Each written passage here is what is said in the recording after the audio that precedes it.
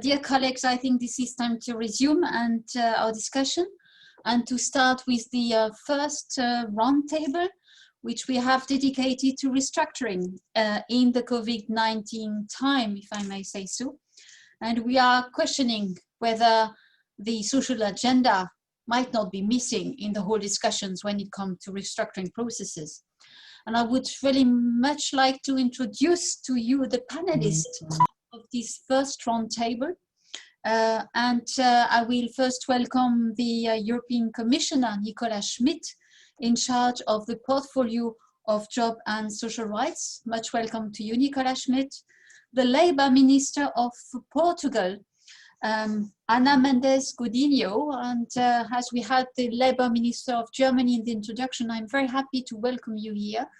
And we welcome you because you are going to be the next, holding the next European Council presidency, and it is important for us that we have you on board with this discussion because it's going to accompany us the next couple of months. We will also have Luc Triangle. Luc Triangle is General Secretary of the European Trading Federation IndustriAll, and from Luc we will hear a lot of practical examples and cases when it comes to restructuring in time of COVID-19 crisis. Likewise, we will have on board Livia, Spera, General Secretary of the European Transport Federations, and here again, gathering the expertise, but also the experience, the daily experience in the certain sectors, and the transport sector has been much hit by the COVID-19 crisis. Dear panelists, we all face an unprecedented sanitary pandemic with a worldwide health, social, economic, and environmental impact. Workplace democracy has been at the heart of the responses to maintain workers' occupational health and safety, and to provide for the necessary adaptation of the workplace, for example, when it comes to telework. In addressing the aftermath of the crisis, democracy at work should be the privileged avenue to shape socially acceptable restructuring processes in which employment and employability should be the leitmotifs. Restructuring already underway will be soon be lesion, with devastating consequences for workers throughout all categories, independently of the size of the businesses, and affecting subcontractors and suppliers in an unmatched way. Redundancy are not expected to slow down in the fall. The accumulation of social plans will sooner or later result in additional battalions of unemployed if nothing is done.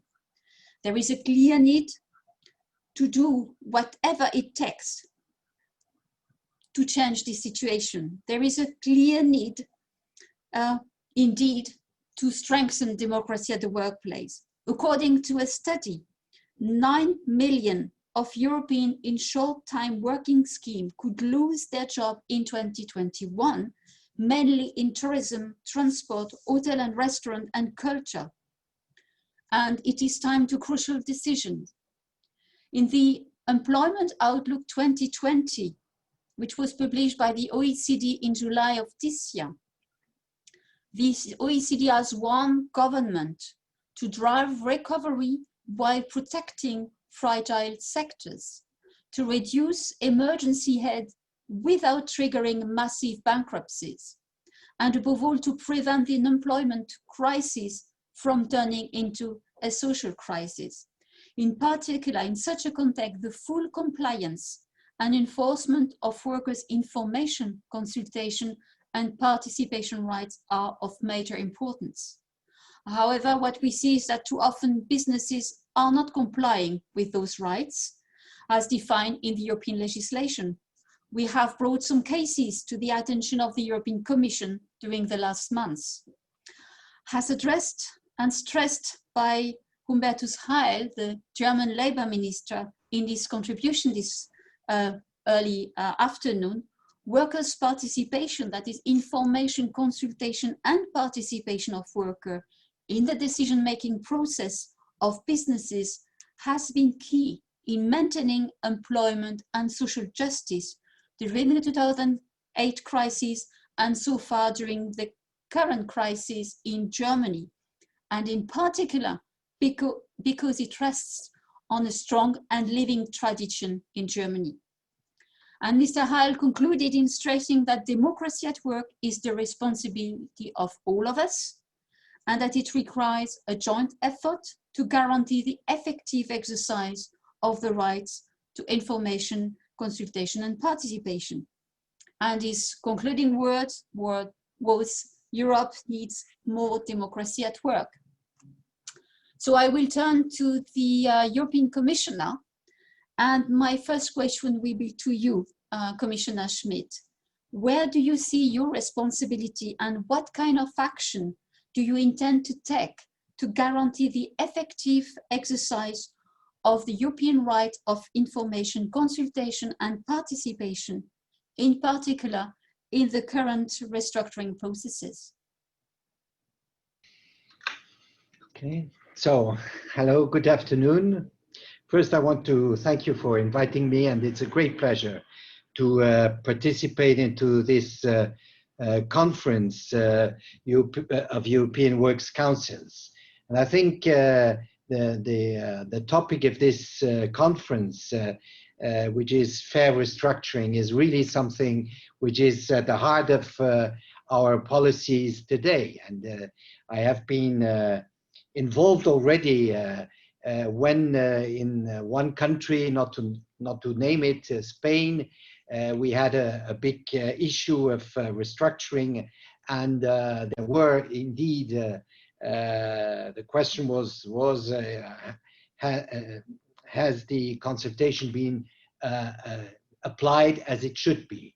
Now I heard that things have improved, but this is a fundamental issue, and I think what the German minister has said about democracy at the working place and social dialogue is something which really has to be promoted anyway. If we want to build a stronger economy, if we build a more resilient, because this is the word which has come up now during this crisis, a more resilient economy, this can only be achieved by more social dialogue and also stronger democracy at the level of enterprises. And I think social dialogue is important at national level, it's important at European level, but basically it has to start at the level of enterprises, and especially when there are difficult decisions which have to be taken, then I think it's extremely important to involve social partners and to respect what has been decided, what has been adopted in the framework of the different European directives. I think that you have just mentioned it. This crisis is unprecedented. This crisis affects unevenly different sectors. You have mentioned a certain number of sectors which really are in great difficulties, and especially the people working in these sectors are also in great difficulties. But at the same time, the crisis is hitting us. We are also starting to be in a big other in some other transitions, which we cannot neglect, because we have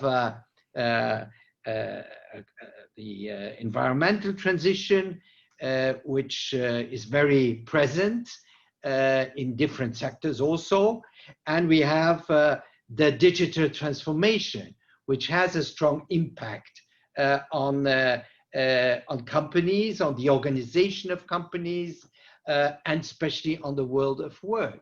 So it affects a lot of jobs which are transformed either by the green transition, by this changes, and by the digitalization. So we have finally three big challenges. We have the present crisis of the COVID, and we have the digital and the climate or environmental transition. And when I take one sector, for instance, the automotive sector, which is a very important industrial sector in Europe, I think about 14 million people directly or indirectly working in this sector. Well, this sector is really facing a big challenge of restructuring. In all countries, with effects on the companies, on people who work in this sector, but also with a very strong impact on regions, on local economies, where there is a strong concentration of these sectors. And we have to make sure that precisely this restructuring takes place in a fair way, that social partners are fully associated, and not just to state that, well, social plan, there is a social plan and people will lose their jobs, but also have to be associated in looking for solutions for those workers who are losing their job or who might change their job. So this is the positive side. And I think this has to be done in the context of a strong social dialogue, which, well, we call consultation, but it has also at the end to come to concrete solutions for people. So I think it is important now to make sure that the several union directives, which set out these requirements on workers' participation and give them the right to bring in their knowledge and experience to prevent or mitigate negative effects from restructuring to the benefit of the workers, are really implemented.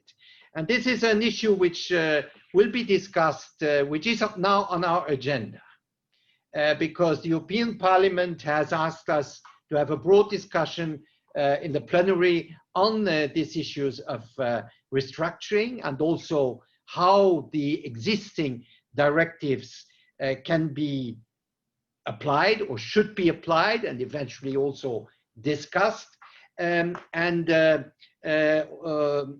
Because you mentioned the German presidency, I talked to the German presidency that at the level of the Council we also have to have an exchange of views on these different restructuring projects affecting different sectors, those you mentioned, and there are a few others.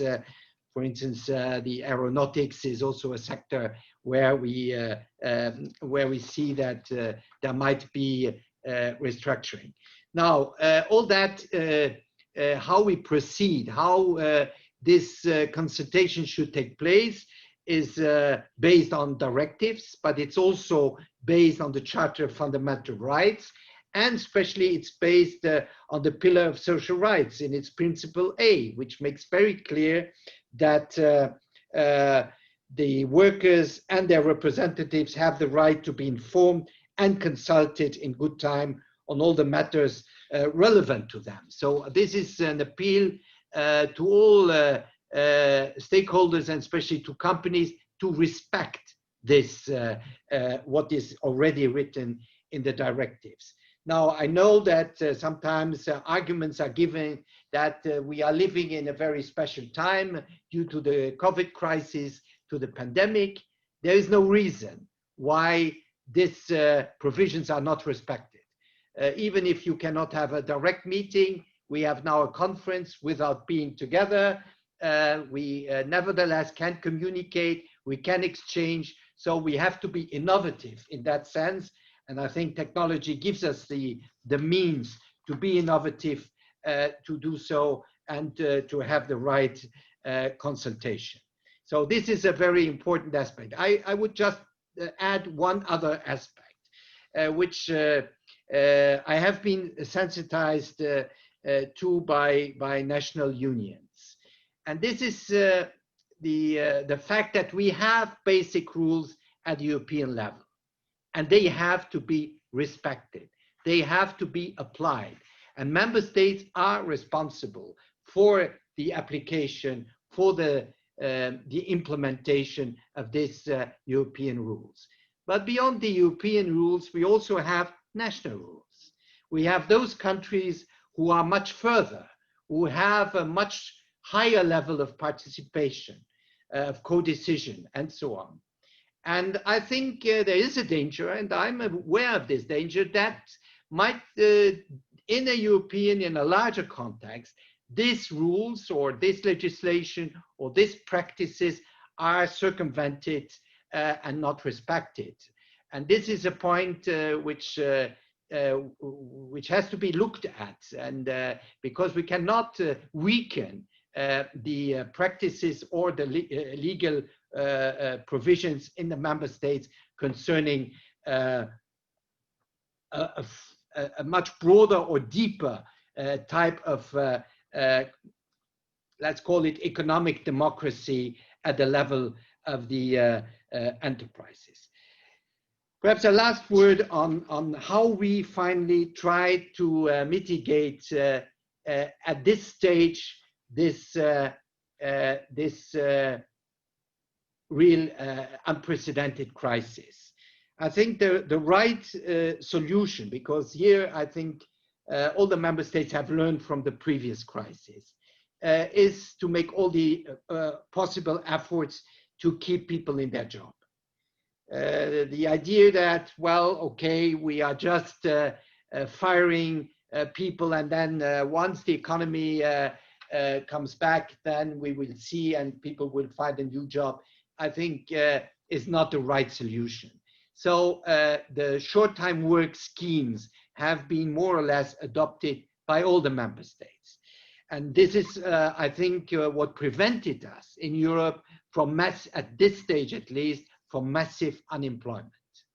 Now, the European Union is supporting these schemes. We have adopted this instrument called SURE. This will start very soon, and there are about 100 billion which will be made accessible through loans to those member states who are asking for. We have at this stage 16 member states who have asked for. So this is important to help member states, especially perhaps those who have the more financial or economic difficulties, to continue this short-time work schemes. But I also add that there is a discussion how long these schemes should last. We all know that they are quite costly for public finance, certainly. But at the same time, we have to be aware that the alternative is much more costly, because when people lose their jobs, we have to pay them unemployment benefits. We have the risk to lose their human capital, their knowledge, and we have immense psychological and economic problems, because people who lose their jobs as consumers, but also as persons, they have a very different attitude. And I think keeping these schemes for a while, despite of the cost, is the right way. But at the same time, we should use this time perhaps to invest more in the skilling and reskilling of those people who are in this short-time work schemes. So I think combining this job, maintaining people in the job on one hand, and helping them to be skilled, reskilled, or perhaps upskilled for their future career, or eventually if they have to move from one sector, from one job to another, seems to me extremely important. So I think that to conclude, that we still will have difficult moments ahead, because as you said, the social plans, there are a lot of social plans which are not yet on the table, but which might come. And here, I think the response is also what the European Union has adopted, or hopefully will adopt definitely, which is the Recovery and Resilience Facility. I think this should become an instrument, on one hand, to accelerate this economic transformation, but also to enhance and to develop the investments for new jobs, giving people who might lose their jobs in the first row to find a new job.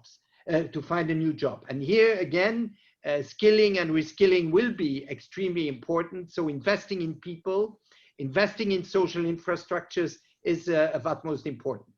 And here also I would say we can only be successful if social partners are associated to this process. So here also social dialogue is important.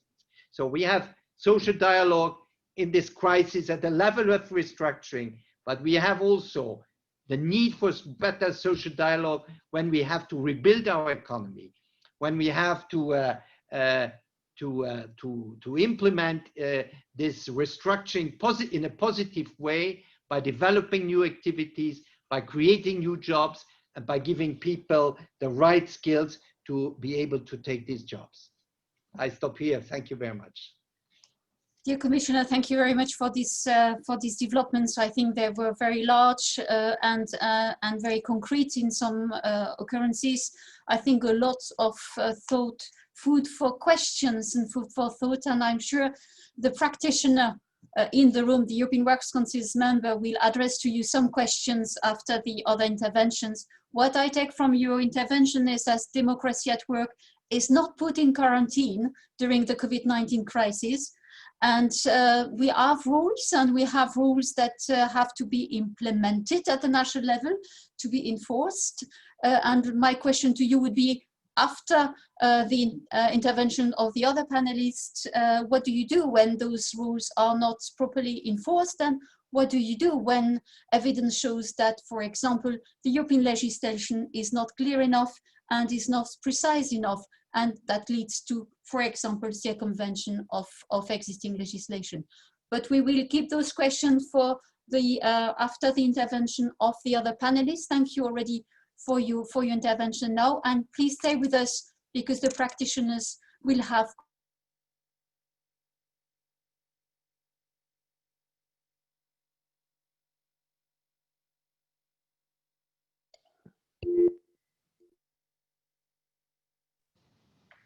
I think we lost somebody.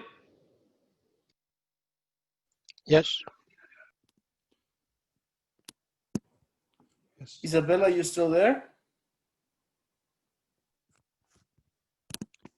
So let's say while we wait for Isabella to, let's say, to recover her internet connection, just a moment. So thanks very much, Commissioner Schmit, for the intervention. And so now we would like to pass the floor to Minister Godinho for her intervention. And before that, so in particular, we would like to ask her and to verify, let's say, considering that the crisis has accelerated these ongoing trends, and in particular a massive push to digitalization, which is transforming the world of work, but it also leads to let's say a lot of restructuring processes.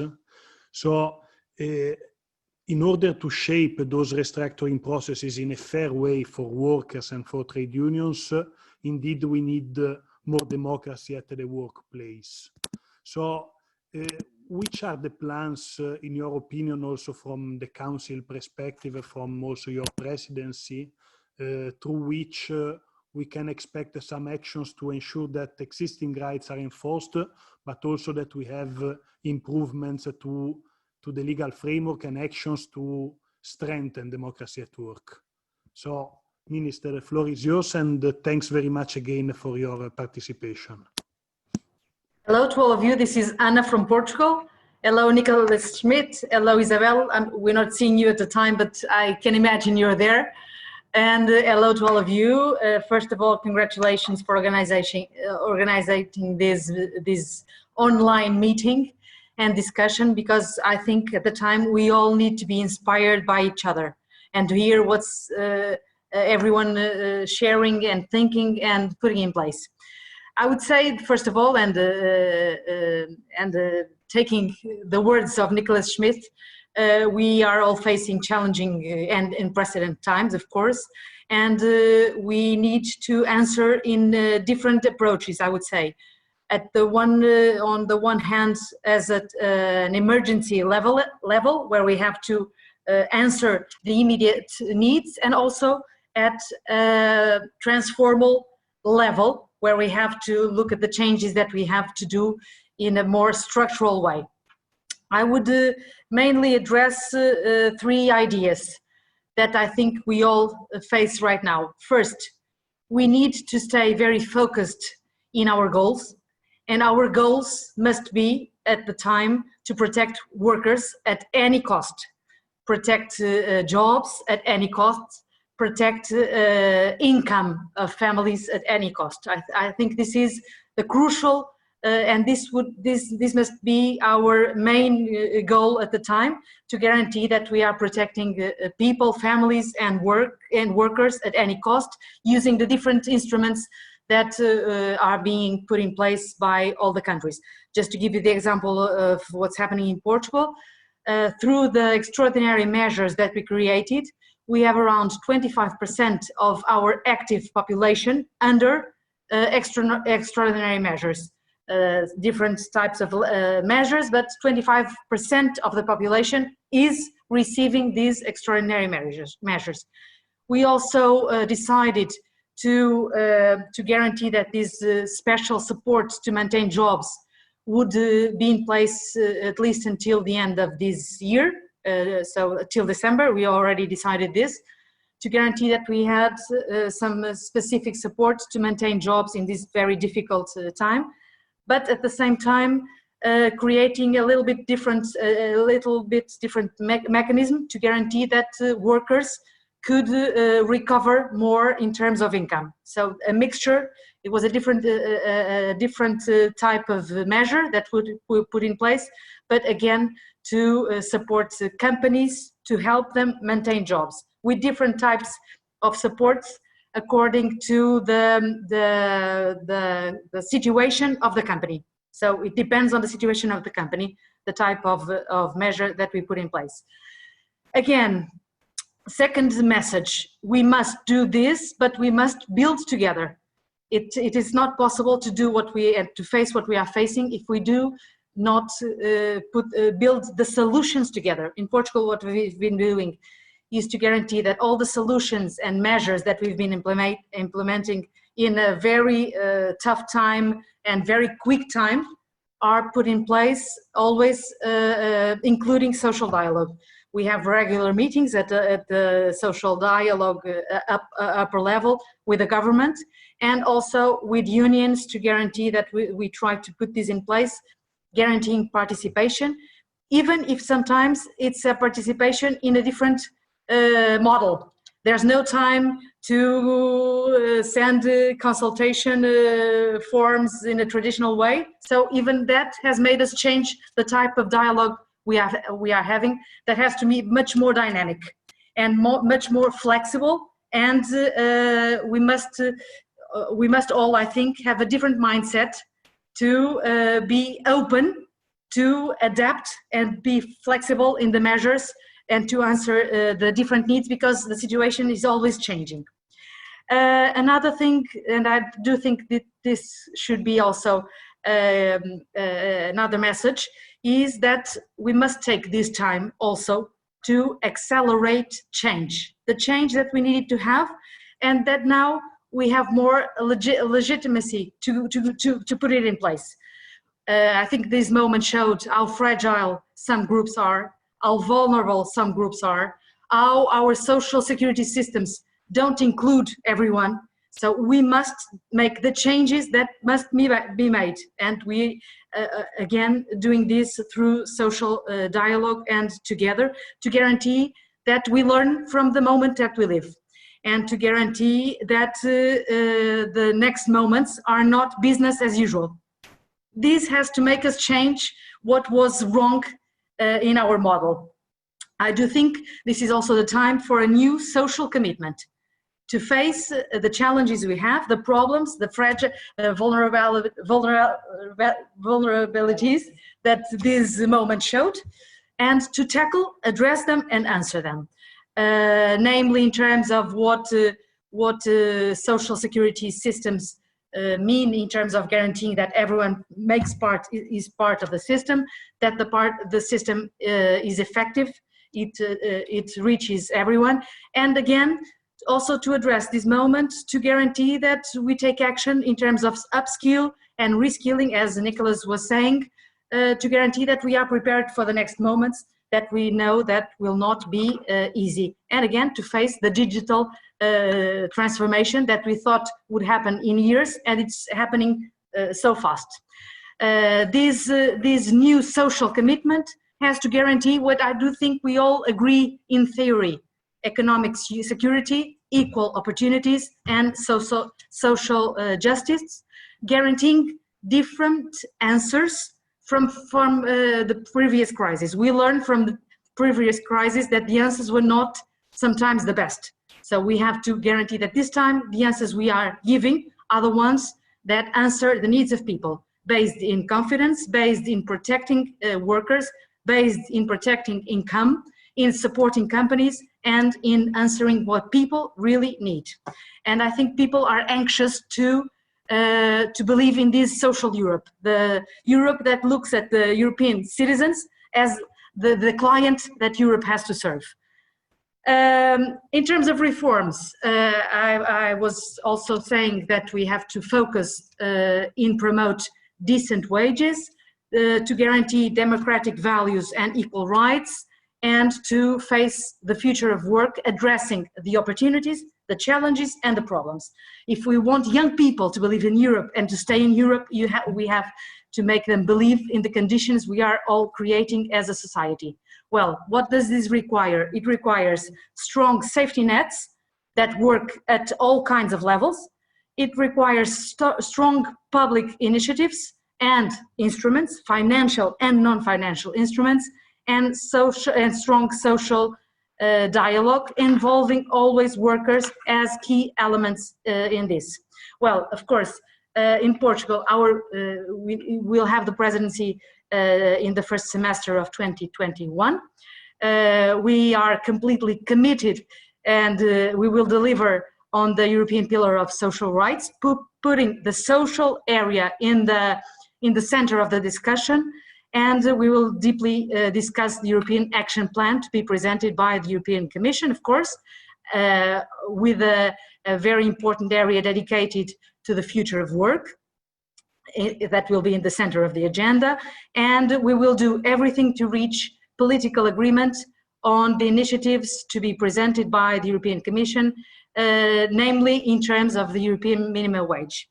I would also think that it's also the time that we tackle and that we address the need to foster social dialogue and collective bargaining. I can give you the example. In Portugal, for example, in these last few months, the number of collective bargaining going on decreased a lot. And I do think we have to address this and create special instruments and incentives to answer this need, because this is a crucial need. I do think there could be some creative ways to draw new ways to incentive collective bargaining, not only to foster the bargaining, but also in terms of enlarging the scope of people that are included by collective bargaining, namely atypical workers or workers that traditionally were out of the system. So I do think this should be a discussion we should all have. We are having this discussion in Portugal. And finally, I would say that this can only be done with the involvement of everyone, because democracy at work, I would say, is the backbone of social peace. And this is what's at stake right now. Mrs. Mendes, thank you very much for this very concrete input. I'm sorry I had to switch the places because my computer was having a break. I'm back on. I haven't heard everything, so I don't want to to miss something you said, but I understood that you're very much committed towards the different issues you've raised in terms of the reform necessary to address the future of work. You mentioned of some of the initiative, amongst other the European Pillar of Social Rights, of course, the action plan, the minimum wage, which is ongoing. My question will be to you, and you can reply to that with the bunch of questions you will get from the European Works Council's member. How far will democracy at the workplace and the revision of the European Works Council Directive be on your agenda as the Council presidency starting in 2021? Will this be on your agenda, and how will it be if it will be on your agenda? Thanks again for your interventions. We have still about 20 minutes for two interventions still before you can raise your questions from the room. The first goes, the next intervention goes to Luc Triangle, which is with us today, and IndustriAll is the European Trade Union Federation, where we have the many European Works Council in terms of the numbers, and also the very active one. Exercising democracy at work is at the core of the activity, of course, and it's a daily challenge for all of them, and in particular during the crisis. We have some sectors that have been very much affected: aerospace, automotive industries, but we can also mention some businesses like Airbus, Safran, Thales, Dassault, to name but a few. Some businesses seem to use the crisis, however, as an alibi and start restructuring processes, hoping to be drawn by the wave of restructuring. And we have also some business doing that and identify them, and which is also something that raises concerns. So, we would like to hear from you, Luc. What is your concrete and pragmatic experience in situation of restructuring triggered by the crisis or taking place during the crisis? What are the most urgent challenges to resolve? And what need to be changed in the medium term? Luc, you have the floor. Okay, thank you very much, Isabel, dear Commissioner, dear Minister, and dear friends and comrades. It's good to have this conference because it comes also at the right moment. We are actually now in a process of restructuring. A lot of restructuring takes place, has already been announced, but unfortunately, probably more will come. But let me first start with some preliminary remarks, and that is actually that we should understand that the best way to deal with restructuring is to avoid restructuring. And I cannot start this intervention by referring to the recovery plan that the Council adopted or agreed on a few weeks ago. I think we also need to understand that this is an historical agreement. It's the first time in the history of the European Union that such a massive amount of money has been made available for dealing with the restructuring, for dealing with such a crisis.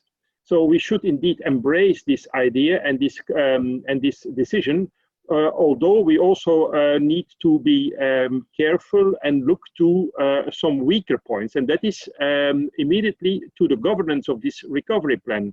What we fear as IndustriAll Europe is indeed that there is a lack of trade union representation and participation in the design and in the management of this recovery plan at national level and also at European level. I'm not going into the details, but for us it's absolutely important that trade unions are on board in the design and in the implementation at national level of these recovery plans. Secondly, and also again without going into details, national member states are now asked to deliver national plans and to deliver in the next weeks even the priorities already. Well, we risk to come into a situation where the European umbrella perspective is lost, because we have 27 different national plans, all proposing their priorities and their views, but where is the overall European umbrella? And I give you one example. The company Airbus making the airplanes would never have existed without having a European vision on what do we need to do with our aircraft industry. So that's also a point where we will work on as Industrial Europe in the future to make that point clear in our comments on the recovery plan. Commissioner Schmit rightly raised the reality of today, and that is that actually transformation of industry was already going on pre-COVID and was already critical for a number of companies and sectors. We had the implementation of the Green Deal and the targets. That was already a challenge for sectors like extractive industries, mining industry, but also automotive, steel industry, basic metals, non-ferrous metals, and so on. Together with the digitalization issue, these were the main drivers already pre-COVID for change, and were already leading to restructuring in a lot of sectors, in a lot of companies, and in a lot of regions. So there was already an important challenge before COVID came up. Now with COVID, we risk indeed to bring these companies and these sectors even more in danger. And so where we can't agree on is that now this crisis is used to say, okay, these companies, these sectors will disappear anyway, or will have to change anyway, so let's not support them. Because that means that if you take that challenge, if you take that approach, that there is no space and no way how to create the just transition for the workers that need another alternative when their company, their sector is changing. So in that sense, there are some concerns that we have, and COVID-19 made them even more urgent and more critical.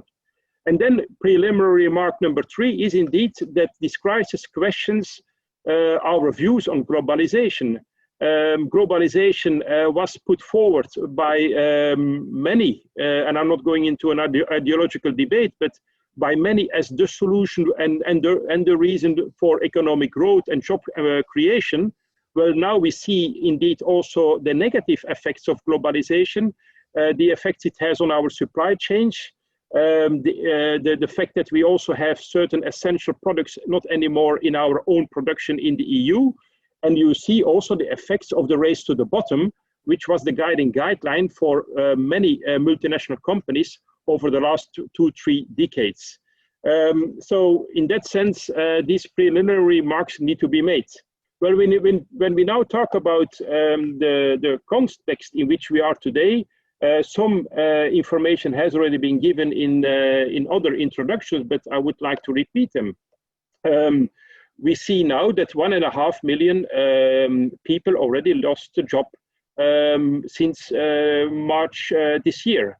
If you see also the effects it has on certain groups, on young people, on women, on precarious workers, on people that are actually already paid at the lowest level, these are even more hit than other people in the society. So the effects on certain groups of people is really deep and hard at the moment. And then we see also that indeed some companies face major liquidity problems and indeed are now restructuring. The cases of Airbus have been made, Rolls-Royce that makes the engine for the airplanes, 9,000 people, GE, General Electric Aviation, 13,000 people, but also in the automotive sector, Renault, Scania, BMW, and also in the supply chain, and these are the less famous names that we don't know always, also in the supply chain of the automotive sector, we see absolutely now enormous proposals for restructuring, which brings the total number of restructuring in the automotive already far beyond the 50,000 and even closer already to the 100,000 jobs that are already announced that will restructure and that will be lost if this restructuring takes place. And I said already before that there might be now with the crisis and also with the previous challenges already some reasons why these companies are now in problems. But it's also been said some other companies use the COVID-19 reality to do restructuring, which was probably or maybe not needed. So we also have to be careful that not every restructuring can be justified with COVID-19. In some cases, it's certainly also just an excuse that they want to use in this period of uncertainty where restructuring is actually announced almost every week and every day, almost in certain regions. We can also expect that what is going on now, and that's at least our assumption as Industrial Europe, and we are with our 2 feet on the ground in the regions and in the sectors, we are actually only at the start. Because when a number of support measures would be phased out, then we expect for 2021 much deeper restructuring in a number of multinational companies. And that's why this recovery plan is so important. But the recovery plan, and certainly when it goes into specific sectors or companies, cannot be given just for granted. We need to be conditional. Companies and sectors that get support should also get some conditions linked to that support. For instance, the job creation, the job certainty that should be given to people is also a reason why we give support to companies. We want to get something back. So don't make the mistake that we just support, and that we forget to put conditions to the support to companies, to sectors. So here we certainly also have a clear request, a clear demand. When we look to the role of workers now in this restructuring, and we are indeed organizing more than 650 European Works Councils, and we are in very close contact with a lot of European Works Council members, well, there is a lot of frustration, Commissioner Schmit, and we have already discussed that when you referred to the Spanish case that we discussed a few weeks before the holiday period, or just before the holiday period. So we are still today in a reality where our European Works Councils are faced with a fait accompli. The so-called consultation means that the company comes to the European Works Council meeting and says, we are going to restructure. Okay, it's an intention, but this is what we are going to do. And actually, the possibility that you should have to analyze the proposal of the company, to make up a second opinion supported by an external expert, and to come with alternatives for this restructuring, that reality is absolutely an exception for the vast majority of the European Works Council members. This is the key point. This is the problem. And the point is not that we have bad European legislation, because if you take the directive as such gives all these rights to the European Works Council members. But the first problem is already the transposition of the European legislation, and not only the European Works Council Directive, but also the National Information and Consultation legislation that puts actually a standard on information and consultation at national level. The transposition of this legislation into national legislation is already a first problem point, because we can see differences there in the way how national member states have implemented European legislation on information and consultation. And then this next point is the implementation of this legislation into the reality.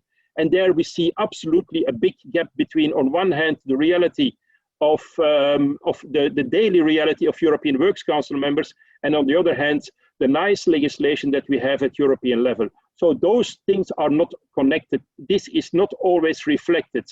And that's also why we have asked you, we don't need to focus today on new legislation, because new legislation takes time and it's not going to change the reality of restructuring today or the one that we will have in the future.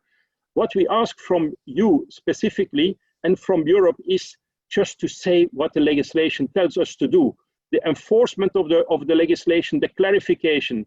The European Commission takes sometimes very clear positions when it's about this needs to be done according to European legislation, or that need to be done. When it's about competition law, for instance, we are very precise to companies what needs to be done, and we say it also publicly. Why can't we do the same when it's about social issues? Why can't we say to companies, you are not doing what you should do? We are not going to play the court. We are not a court. We don't ask to take a position in the sense of a very specific case, but the general message, a strong political message that more than ever, information and consultation rights should be respected. That message is needed today to put the standards and to clarify the standards. Because if Nissan can get away with no information and consultation rights in Spain, then others will take that example as well to do exactly the same, because they are looking to each other, they are looking to what the practices are and how they can get away with bad information and consultation rights. I know that my time is running out and I had much more, but I think it's important to have these enforcements because, and to have the proper information and consultation, because it's clear that if we are informed, we can and consulted, then we can shape the restructuring. We don't always will have to fight the restructuring because sometimes it is what it is, but we have another opinion maybe, and it can also save jobs. Secondly, we can see that the conditions that sometimes companies get linked with public support are also then followed and also then safeguarded. Thirdly, we see also, and that's certainly clear in a number of countries, that where you have good involvement, workers' involvement, where you have good social dialogue, this crisis will prove it, but also the previous crisis has proven it, that those countries that where you have proper trade union and workers' involvement, they go better through the crisis. They manage the crisis much better. So let's lead by example. Let's give also as European Commission the possibility and give the message that indeed this is also not harming the companies, it's actually helping them to do it better and to save more jobs and to go better through the crisis. It's important for companies, it's important for member states. And last but not least, it's clear that one of the weaknesses, but we don't have to elaborate on this, is today that when companies are not respecting the legislation and are not respecting the rules on information and consultation, and you bring them to court, which we do sometimes, not enough, but which we do sometimes because it's time consuming and it's also expensive sometimes. When they get a sanction, it's actually a sanction that is not scaring them. They pay the fine that they have to pay and they go back to business the day after. So also here we need some action and some action and some measures that need to be taken. So thank you very much, but I think it's really an important time to discuss this, but we hope that with good EU president. Thank you, Luc, for those developments. I think I won't sum them up, but clearly some of the messages you mentioned, and clearly the message towards a statement from the European Commission. So what has to be respected would be key amongst other, and the issue of conditionality and potentially the issue of infringement procedures toward member state not transposing the directive properly. But I will straight away give the floor to Livia. Livia, you are General Secretary of the European Transport Federations, and clearly the transport sectors have been dramatically hit by the pandemic, being the road transport or the aviation sector, being the rail or the maritime sectors. All of them have been hit badly, and what we see is that restructuring are mushrooming. Livia, give us a bit of understanding how the sector is living with these situations, and what are your messages towards, on one side, the European Commission, on the other side, the Council, with a representative of the next Council presidency here on board, Mrs. Mendes Godinho. Please, what are your main experience you want to share and your main messages to our panelists? Thank you. Thank you, Isabel, and good afternoon, everybody. Good afternoon, Commissioner. Good afternoon, Minister Mendes. Yeah, as you said, Isabel, indeed the transport sector was hit very hardly by the crisis.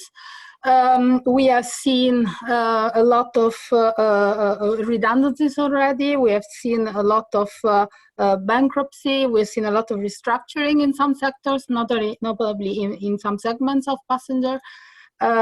We expect more, because with the reduction of business trips, with the reduction of commuters, we will certainly be facing more structural changes, for instance, on train and urban public transport, which are sectors that are at the moment managing to cope with the crisis.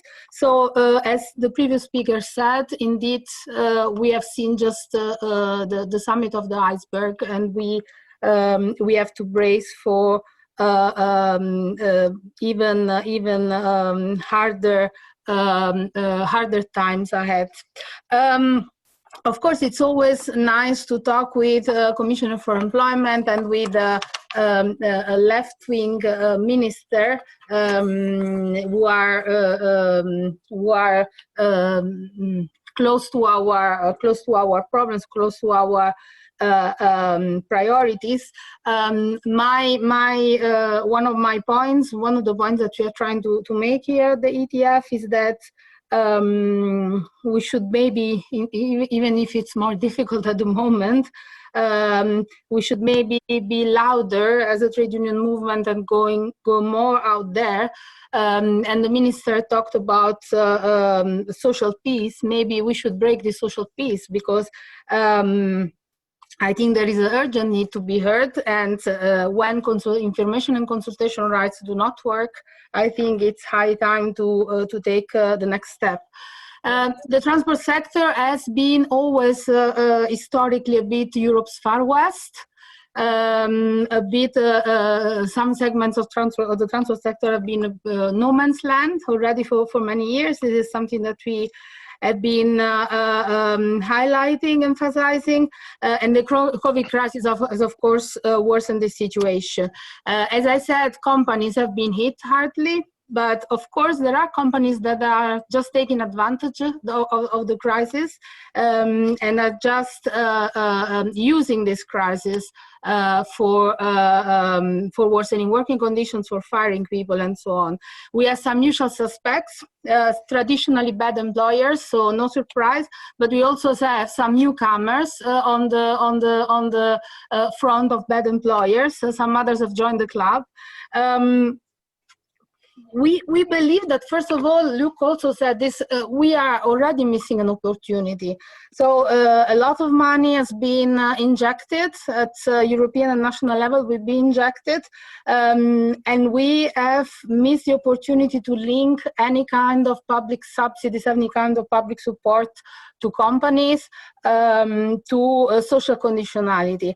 In the transport sector, this is clear. All the support that will be given through the old rules. So we are not going to change the rules on how, for instance, infrastructure of transport projects are being subsidized. The same for furlough schemes and short work schemes. So the criteria remain the same, and we are not going to take advantage of this crisis to bring along structural changes. I will be very concrete because there is not a lot of time, and I will go directly to some examples in the transport sector. We are talking, of course, today mainly about European Works Council. The situation at national level, at local level, at company level is not always better. As far as our scope, of course, is to discuss transnational information and consultation rights. If we take the example, and I see that in the list, I didn't realize, but in the list I made, there is a lot of UK. So I don't think this is by accident. If we take the example of British Airways, I think you have all read what British Airways is doing. After having taken support for law scheme, they have decided to fire the 12,000 cabin crew. And only some of them, they will have to reapply for a job, and only some of them will be able to be hired back, of course, at lower terms and conditions. There was a clear unwillingness of the company to enter into meaningful negotiations with Unite, with the UK union that represents cabin crew. But there were also bad, dirty games played with the EWC. I think that the president of the EWC is with us today, and the EWC wasn't consulted because the company believes that this is purely a national issue. It doesn't have a transnational element. And so now the EWC has taken BA, which is part of the IAG group, to court, and we are expecting the verdict anytime next week. same group of BA Aer Lingus, the Irish carrier, they have imposed basically a reduction of, I think, around 30% pay without giving the appropriate time to the union to consult. So they told them either you agree or next offer will be lower. So there was no real time to consult the workers. In maritime, aviation is a particularly bad sector for this, but maritime P&O ferries, part of the DP World Group, so owned by Dubai hedge funds, the same. Many big job loss. The EWC was consulted but contested the economic argument. No whatsoever willingness of the company to engage with all the involved unions in the UK, but also in France, the Netherlands, and so on. Swissport, handling company at airports, the decision, it went past in Belgium. They had problems in several countries. Belgium was the worst at Brussels airport. They went bust, and the decision was taken in Zurich. And the workers and the union learned it from the press. So we don't have an EWC there, but as you see, consultation, information and consultation rights are not applied even at national level, and even in a country as Belgium, where there is in general good social dialogue. The same for Avia Partner, another handler in airports. We had unilateral cuts in Italy. We had a lot of problems in many other countries. EasyJet, the same. I was on the phone earlier with our representative in SNCF. Thalys and Eurostar are going to merge. That was already going to happen before the crisis, and now the company is playing the UK against France, trying to move everything to the UK so that they can lower more easily working conditions, again with the excuses of the crisis.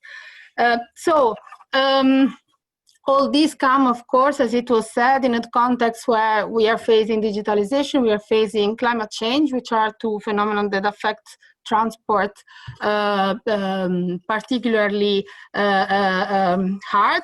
Of course, we have to talk about reskilling, but again, reskilling without proper social dialogue will never take place. If you think about, for instance, the workers in, if you think about cabin crew, if you think about workers in ground handling, these are workers that are extremely difficult to reskill.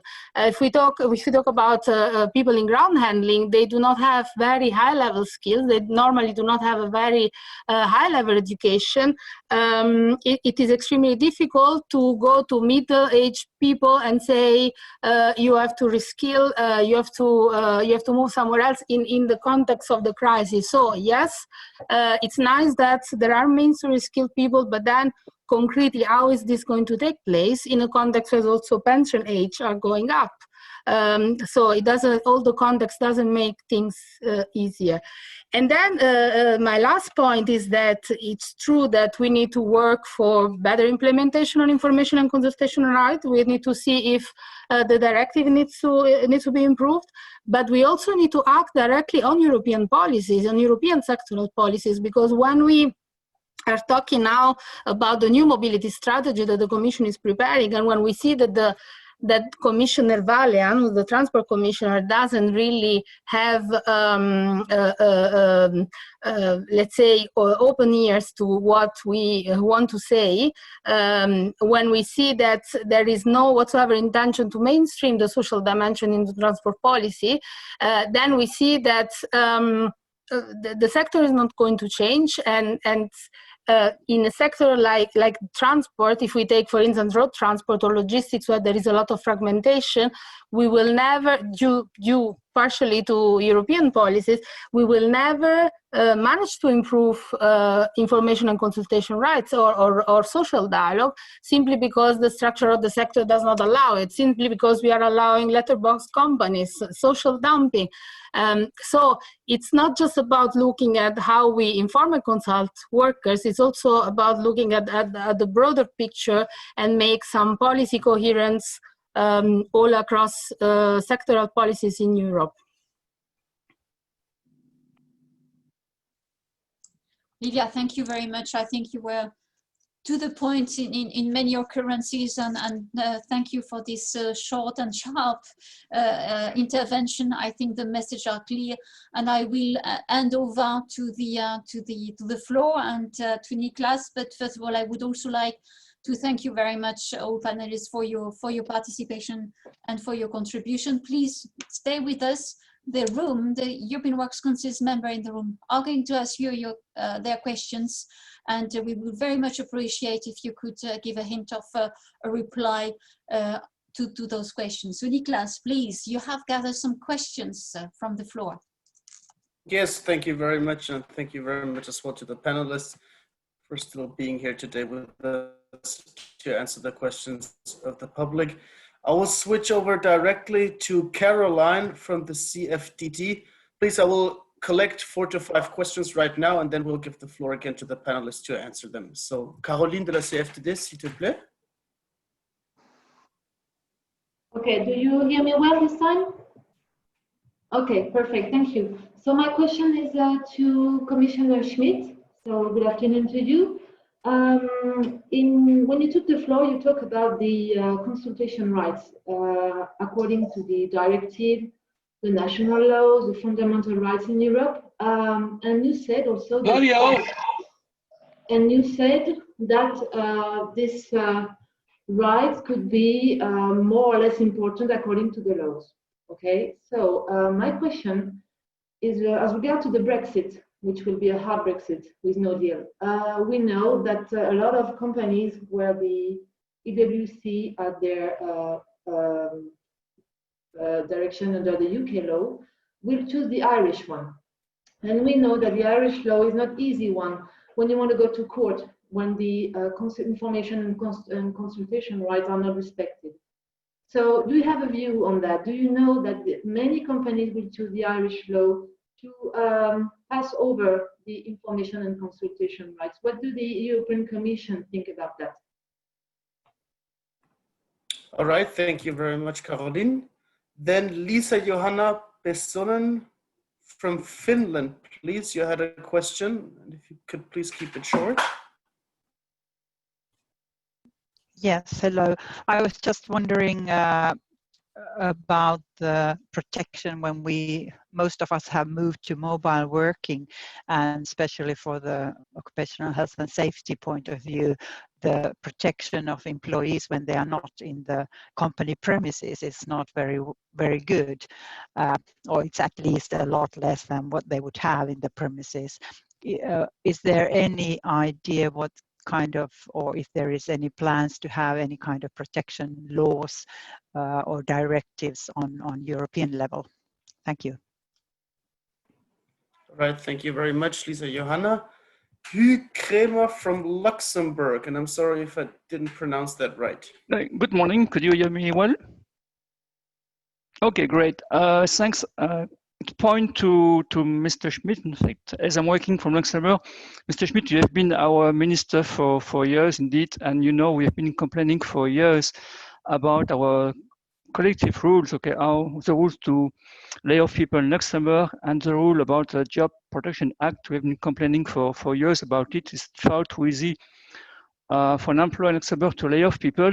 So the point would be, at European level, what would you put in place that there is a better baseline for all countries to at least engage a consultation process which would be longer than 2 weeks or 4 weeks to negotiate, to discuss what could be done to save jobs, because the key point, when I see in many countries what is being done, we give money to people to leave the company, or the government is giving people, so people are going to pre-retirement. It's not the right way. We want to save jobs.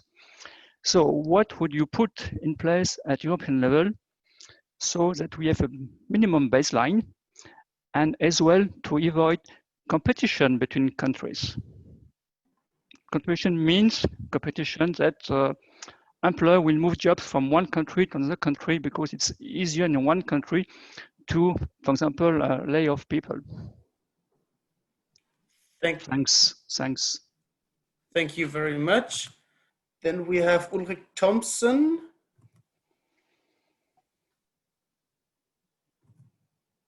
Ulrich Thompson, are you still with us? Maybe you're muted.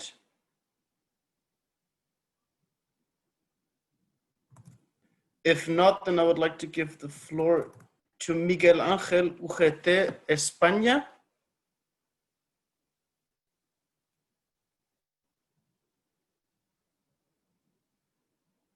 Oh, I just received a. I received that Ulrich Thompson actually has problems right now with his connection. He asked us, how do we ensure that companies are willing to save jobs? They see costs rising and aid packages disappearing, revenue declining, and pressure from local governments to pay more in taxes and fees. Miguel Ángel, are you still with us?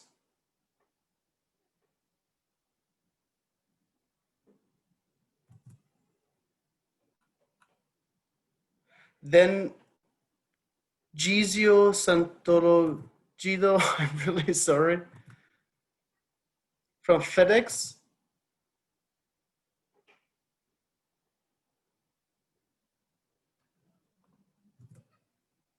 Neither. Last try, Jonathan. Jonathan Hayward, are you still with us?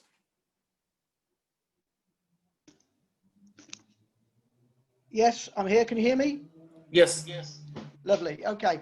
Yeah, I just wanted to ask a quick question. It's probably Jonathan Hayward from United Union in the UK is probably best coming directed probably at Commissioner Schmit, and I know that a number of other people have already done so. I'm the trade union expert and coordinator for two European Works Councils. First one is IAG, who Livia referred to with regards to the owner of British Airways, Aer Lingus, Iberia, etc. And the other one is Bombardier.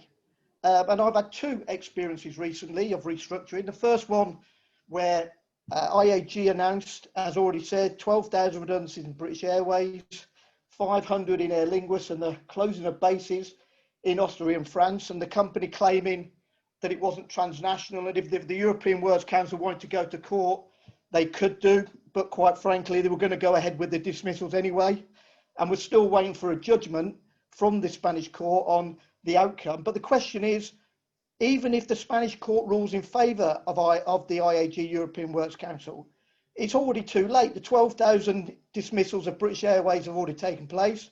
The 500 dismissals in Aer Lingus have already taken place. These people have lost their jobs, they've lost their livelihoods, are now on hardship, and we can't do anything about it. And it's too late for those workers. It seems ironic that we have very, very little robust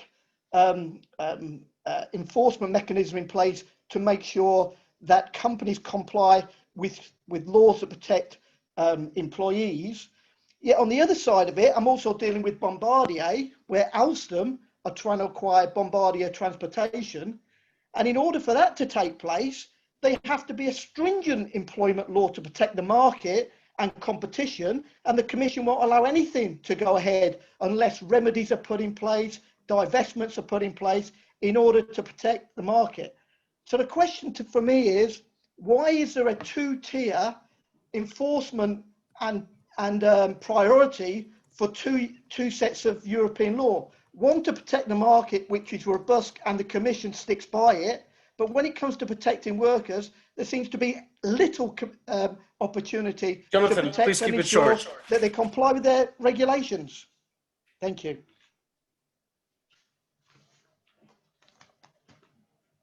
Thank you. I'll give the floor first to Mr. Schmit. Okay. So just one general remark I would like to make first on what Luc Triangle said. I share a lot of what he said about the approach which should be promoted, but also the analysis he made on the different aspects. So I think, and this reflects also the questions which were addressed to me. I think it's a question of enforcement, basically. And here I think we have to work on that. Not easy, because when I look what happened during the last 7-8 years, we made a fitness test on these directives. It did not really have a real result. There were debates in the council on that without clear-cut results either. Now, this should not mean that we are not continuing.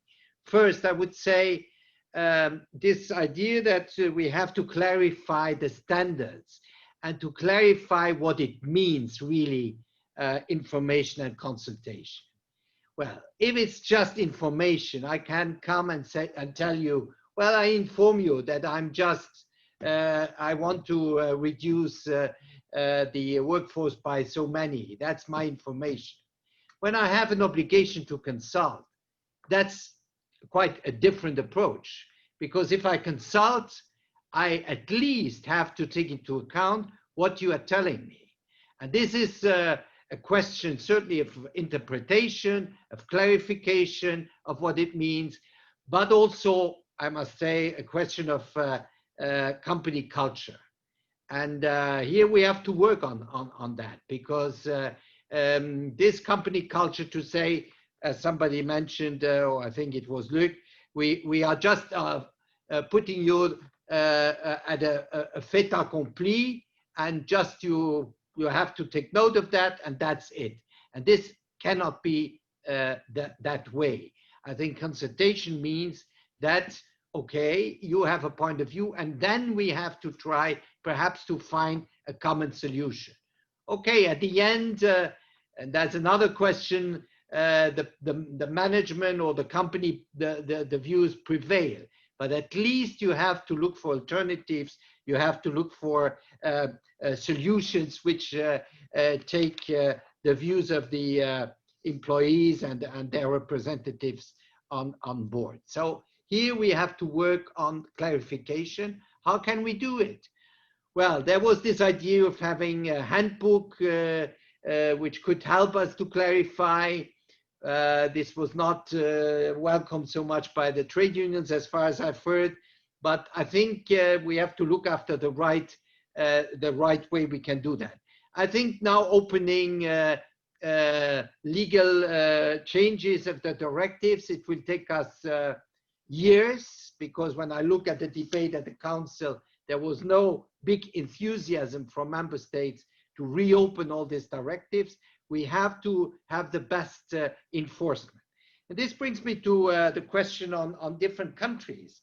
Well, I think this is a big question that countries have, and here I think we have to enter into a discussion with countries which finally have a minimalistic approach, because they think by having this kind of minimalistic approach, they can take any advantage out of that.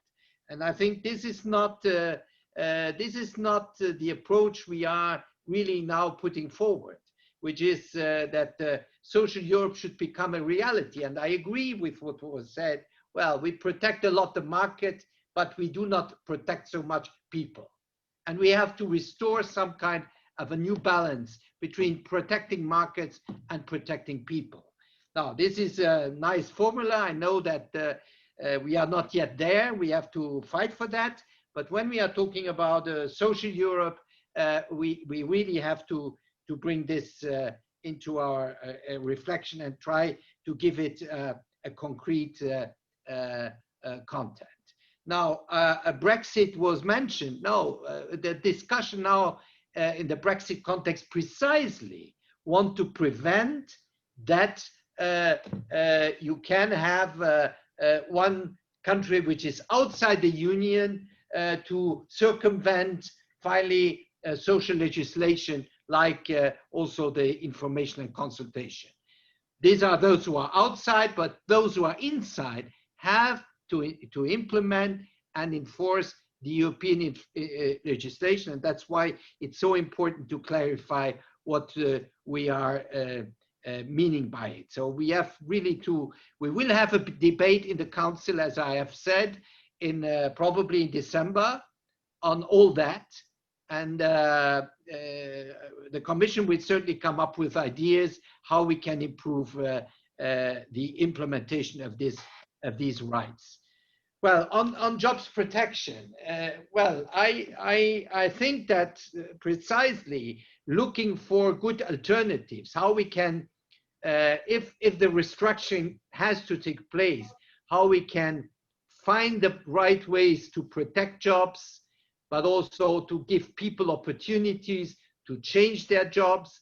This is part of this consultation. This is precisely what has to be found in the framework of consultation.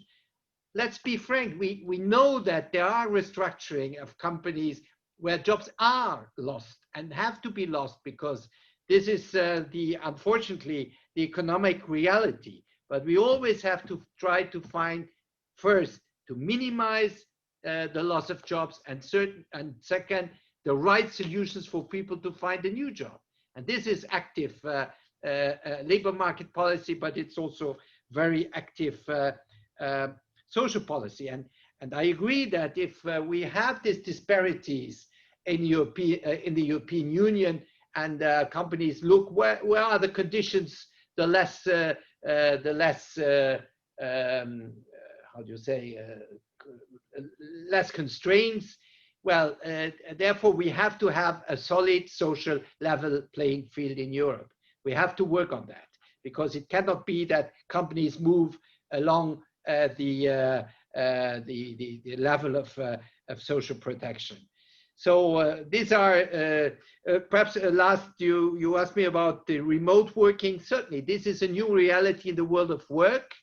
This has to be dealt with, and there have to be standards. The standards of health and safety have to respect it wherever work takes place. If it's at home, it is at home, and there's a responsibility of the company, of the employer for health and safety, even if the worker works at home. So here we have to look at it.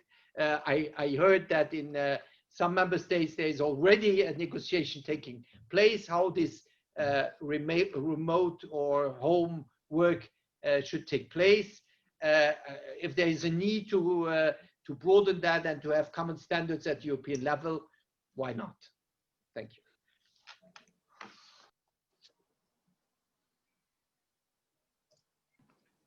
Okay, thank you very much. Ms. Godinho, are you still with us? Yes, I'm still here.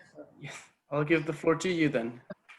Okay, so I do think that most of the questions were addressed to Nicolas Schmit, so I will just support what Nicolas has said and of course guarantee our compromise during our presidency to make everything happen and to take the opportunity to use the social pillar action plan to balance this need that I think we all shared, to guarantee that people are put exactly in the first place, and not only always the message of protecting markets. So the discussion of the social pillar of the action plan, I do think will be the proper challenge to put in the discussion what we've been talking about. And again, also following with what Livia said, this is also the moment to address the challenges that we need to face with courage. Of course, these are very difficult times, but addressing with courage exactly what this virus showed in terms of fragility and vulnerability. I would just like to share with you what I do think was a good common practice in Portugal during the last months in terms of social dialogue. What we did is we tried to guarantee that all the measures that took place were negotiated and always discussed with the social partners. We have very regular meetings to guarantee these, to address also the requirements of the unions, namely, for example, in terms of designing the measures to support jobs and protecting jobs. These are measures to finance and give financial support to companies, but we have, at the same time, we have conditions in terms of supporting and maintaining jobs and wages during periods. Just to give you an overview what's happening in Portugal, with the last instruments that we put in place in August, around 80% of the enterprises that are applying to these instruments are selecting the instruments that have a longer period of sustaining jobs. Of course, they have more support, more financial support, but it shows a little compromise in terms of supporting jobs until the March of 2021. At least that's how we are designing these mechanisms. At the same time, what we did is that we reinforced our labor authority human resources and instruments. We created a special instrument during this pandemic time to guarantee that our labor authority had the power to identify illegitimate fires. How do you say? Dismissals, sorry, dismissals. So that the labor authority had the special power to identify and to convert the situation. Another thing that we are doing is that we are discussing also with the social partners the Portuguese recovery plan. So including the social partners into this discussion and into the measures that we are planning for the Portuguese recovery plan. And my commitment, and you were asking me what I assume that we can do in terms of fostering this democracy at work during our presidency. Of course, I do think that the discussion of the social pillar action plan will be the moment to do this. I do think we all should think of new ways, different ways to have incentives to collective bargaining and to social dialogue. Times have changed, and we should have different instruments to promote and to make it, to create incentives for this. We are drafting and thinking of this in Portugal to see how we can do this. And I think we could think of this also at a European level to have this discussion. Of course, we'll have the discussion of the minimum wage directive. And in this area, as we all know, it is very important to guarantee that member states commit themselves to promote collective bargaining, namely in terms of the minimum wage discussion at national levels. So I do think this will be in place. I do think that during the first semester, all the national recovery plans will be under discussion during this time, and this is also the place I would say to guarantee that this social dialogue happens in a very efficient, and it gives results. So finalizing, I do think this is a moment to, with courage, have this new social commitment to address the problems, to guarantee the inclusion, real inclusion of all type of workers, no matter what type of relation they have,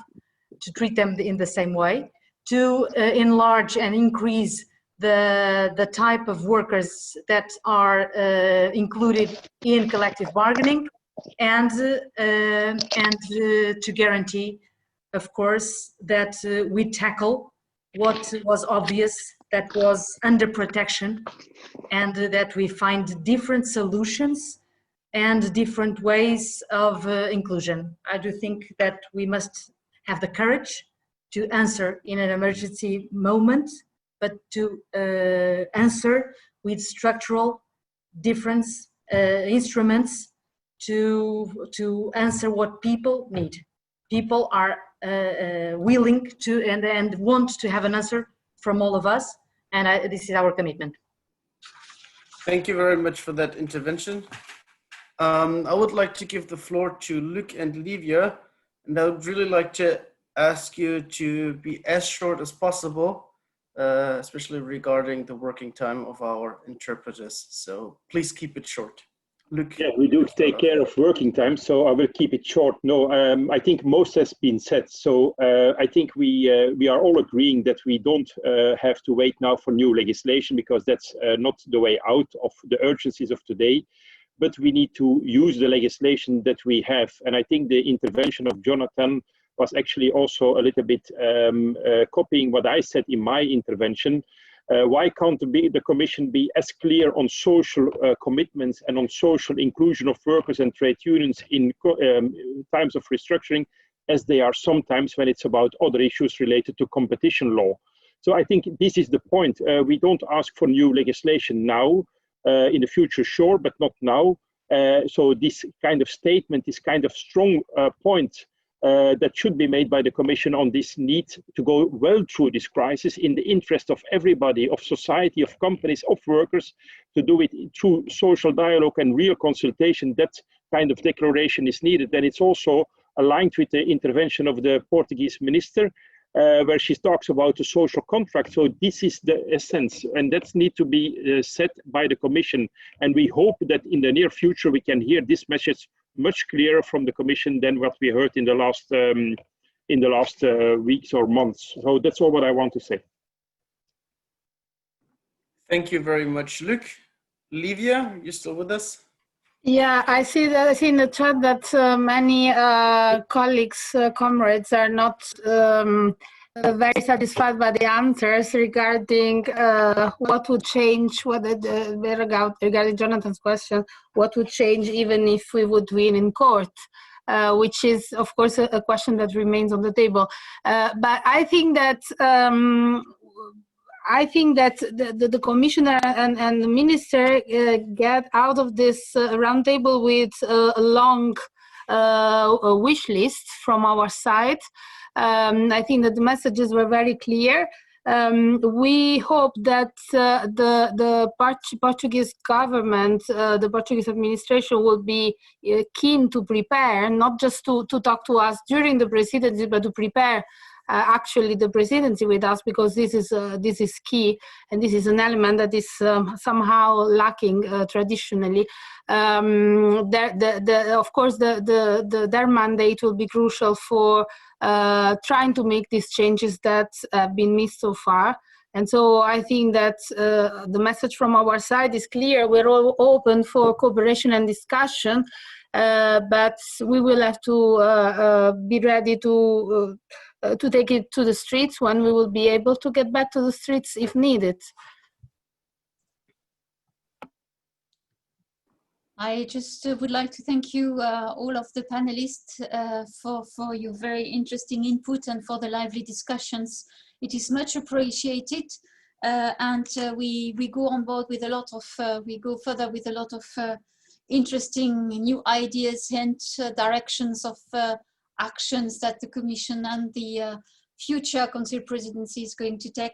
Please bear in mind, we are part of the solutions, and we are part of shaping what is socially acceptable in terms of restructuring, but also part of what should be the level playing field in terms of legislation for the very near future. So we do need that, we do think that there is a need for change, and this change has to happen quickly.